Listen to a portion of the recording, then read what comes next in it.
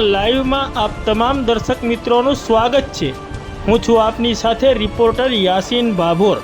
आजना महत्वना समाचारनी बात करिए तो फतेपुरा में ट्राफिक नियमननो अभाव, आड़ेधड़ वाहन पार्क करता लोको, बस चालकों ने पड़ती पारावार मुश्केलियों, कलाकों सुधी सर्जाता ट्राफिक जामना दृश्यों। फतेपुरा तालुकाना मुख्य मथक फतेपुरा खाते मुख्यत्वे 4 ચોકડીઓ ઉપર વારંવાર ટ્રાફિક જામના દ્રશ્યો સર્જાય છે।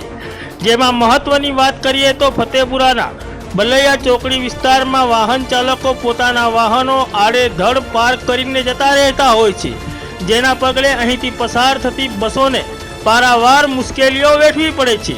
આપ દ્રશ્યમાં જોઈ શકો છો તે રીતે એક વાહન ચાલક પોતાનું વાહન રસ્તાની વચ્ચોવચ્ચ મૂકીને ક્યાંક જતો રહ્યો છે, જેના પગલે આજે તારીખ 1 મે 2026ના રોજ સવારે 10 વાગ્યાથી લઈને 10:30 વાગ્યાના અરસામાં ભારે ટ્રાફિક જામના દ્રશ્યો સર્જાયા છે।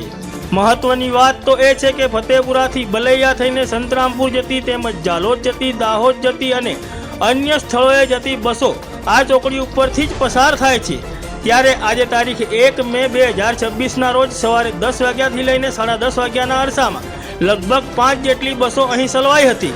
ફતેપુરા પોલીસ દ્વારા અહીં ટ્રાફિક નિયમનનો અભાવ જોવા મળી રહ્યો છે।